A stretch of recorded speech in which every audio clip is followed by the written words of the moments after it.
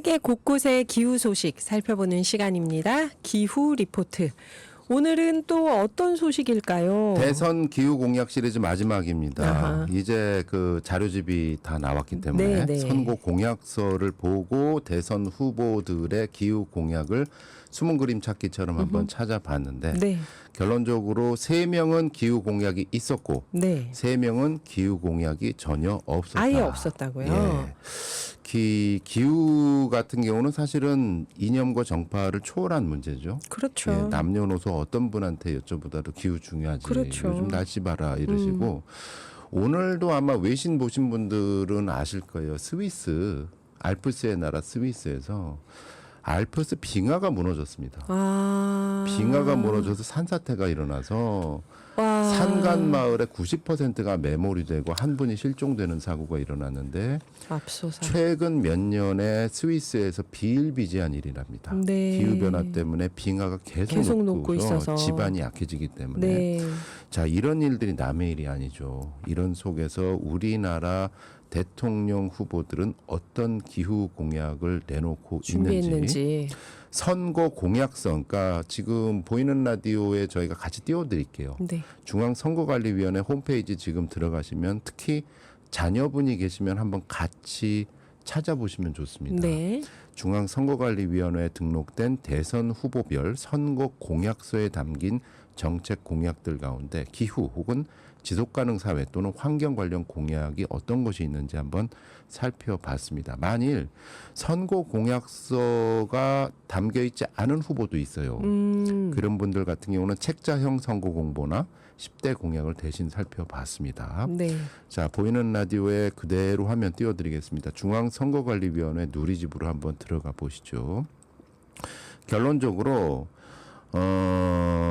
기후 공약을 제출한 후보 네. 3분이었고 기후 공약이 눈 씻고 찾아봐도 없었던 후보 3분이었습니다. 기후 공약을 제출한 후보는 우선 이재명 더불어민주당 후보, 김문수 국민의힘 후보, 네. 권영국 민주노동당 후보 3분이었고요. 네. 기후 공약을 제출하지 않은 후보는 이준석 개혁신당 후보, 네. 황교안 무소속 후보, 송진호 무소속 후보였습니다. 여기 제출하지 않았다는 거는 책자형 공보물에도 없고 10대 공약에도 없었다는 얘기죠. 없었습니다. 예. 네. 그 2차 토론회에서 이제 이준석 후보 같은 경우는 우리 당 공약에는 있다라고 했는데 그거는 다 끝난 뒤에 별도로 말씀드리도록 하겠습니다. 네, 네. 자, 기후 공약을 제출한 후보들의 기후 공약을 순서대로 살펴보도록 하겠습니다. 먼저 이재명 더불어민주당 후보 1번. 중앙선거관리위원회에 제출한 선거 공약서를 살펴봤습니다. 네. 우선 1순위 경제 강국 공약 중에 두 번째 공약으로 에너지 고속도로 공약을 제시하고 있습니다. 2030년까지 서해안, 2040년까지 한반도 에너지 고속도로 건설을 추진하겠다. 네. 아리백 산업단지를 조성하고 에너지 저장 장치 ESS 보급을 확대하겠다. 재생에너지 지능형 전력망을 구축하고 햇빛바람 연금 확대로 소멸위기 지역 경제를 활성화하겠다. 네. 라는 내용입니다. 그리고 이어서 9순위로 지속가능 미래강국 공약 중에 기후위기 대응 탈탄소 전환 등 4가지 세부 공약을 제시했는데요. 첫 번째로 지속가능 사회를 만들기 위해서 온실가스 감축을 가속화하겠다.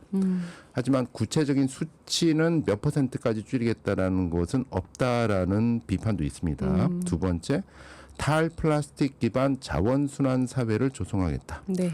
그래서 이제 탈플라스틱 국가 로드맵을 수립하겠다는 공약이고요. 세 번째, 미세먼지 저감을 통한 대기질 개선을 하겠다. 이를 위해 2040년까지 모든 석탄 발전소를 폐쇄하겠다. 네. 또 중국, 일본 등 주변국과 저감 협력을 추진하겠다는 내용이고요. 네 번째로 한반도 생물 다양성 복원을 하겠다. 특히 산불 발생 지역의 생물 다양성 복원을 추진하겠다라는 공약 등이 눈에 띕니다. 네. 그리고 10순위 안전강국 공약 중에서 재난예방, 식량안보, 지속가능 농어촌 등 3개 세부 공약을 제시하고 있습니다. 국민안전국가관리체계를 확립하겠다는 공약에서 재난통합대응체계 마련을 강조를 하고 있고요. 또 스마트 농업 확산, 또 농업 재해 보상 현실화 및 생산비 부담 경감을 통해서 식량 안보를 돕겠다. 세 번째, 살맛 나는 어촌 지속 가능한 수산 경제를 통해서 기후 위기 대응을 위한 지속 가능한 수산업을 육성하겠다라는 공약이 눈에 띕니다. 네. 그런데 식량 안보를 몇 %까지 하겠다라는 수치화 제시는 안 돼 있습니다. 없다. 네. 자, 이렇게 이재명 후보의 공약, 기후 공약을 살펴봤고요. 다음으로 김문수 국민의힘 후보의 기후 공약을 살펴보도록 하겠습니다. 김 후보는 역시 중앙선관위에 제출한 선거 공약서에서 9번째 순위 국민 안심 분야에서 재난 대응 관련 기후 환경부 재편 등 3개의 세부 공약을 제출하고 있습니다. 첫 번째는 국가 재난재해 안전관리 컨트롤 타워를 구축을 위해서 네. 환경부를 기후 환경부로 개편하겠다. 또 기후 재난에 선제 대응하겠다. 또 재난 전문 조직의 현장 대응 역량을 강화하겠다는 내용을 하고 있고요. 두 번째로 각종 재난에 대해 사후 수습에서 사전 대비로 전환을 하겠다. 이를 위해 AI 디지털 기술을 접목하겠다. 세 번째로 싱크홀 대응 체계 구축 및 하천 지류 정비 사업 신속 추진 등으로 재난에 대비하겠다. 김문수 후보는 재난 대응 쪽에 기후 공약이 있네요. 예, 그 이외에 에너지 고속도로뿐만 아니라 자신은 국도도 뚫겠다라는 내용이 있는데 네. 이것이 이제 재생에너지에 대한 구체적인 명시가 없이 원전 원전이라든지 확대. 다른 네. 화력발전 네. 송전까지 돕겠다라는 내용이 있어서 요거는 기후 조금 좀 공약으로 애매한 보기는 부분이 좀 있습니다. 애매하다. 자, 다음으로 권영국 민주노동당 후보의 기후 공약 살펴보겠습니다. 네. 선거 공약서를 살펴볼 수 없었기 때문에 대신 책자형 선거 공보에 제시된 주요 공약 또 10대 공약 내용을 참고했는데요. 네.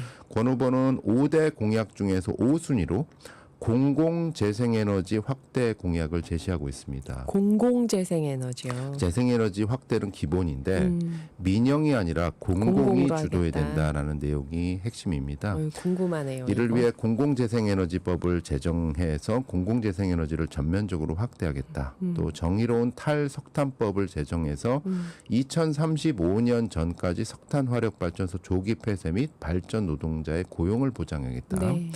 또 해상풍력의 민영화 중단과 가스 산업의 공공성을 강화하겠다.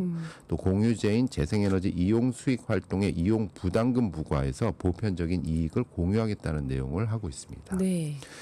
나머지 후보들은 기후 공약을 찾아볼 수 없었습니다. 다음번 대선 토론회 할 때는 공약을 안 낸 분들한테는 질문권을 좀 줄이거나 이런 게 있었으면 좋겠어요. 네, 참고로 이준석 개혁신당 후보의 경우에는 이것도 보이는 라디오에서 중앙선거관리위원회 페이지를 한번 띄워주시면요. 네. 지난 2차 토론 때 이랬습니다. 권영국 후보가 기후 공약이 당신은 없지 않느냐라는 질문에 대해서 이렇게 답했습니다. 지난 2024년 총선 때 당 공약으로 총선 때부터 당 공약으로 제시해 왔다라는 취지로 답을 어떤 했거든요. 공약이었을까요? 실제로 지난 2024년에 실시한 22대 국회의원 선거 정당 정책을 보면 네. 개혁신당의 경우 10순위로 환경 분야 정책으로 기후 공약들이 있습니다. 주요 내용은 무탄소 에너지를 뜻하는 CF100과 재생에너지 100%를 뜻하는 아리백 관련 공약을 비롯해서 미세먼지 감축을 위한 한중 협력 강화 등 4개의 세부 공약을 발표를 했습니다. 그럼 거기에 한중 협력 강화를 해놓고 왜 토론회에서는 그런 질문을 했을까요? 그리고 재생에너지 아리백 공약도 있었고요.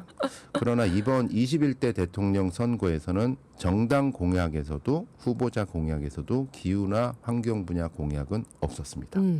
그래요. 무슨 말을 더 붙이겠습니까? 감사합니다. 노광준 PD였습니다.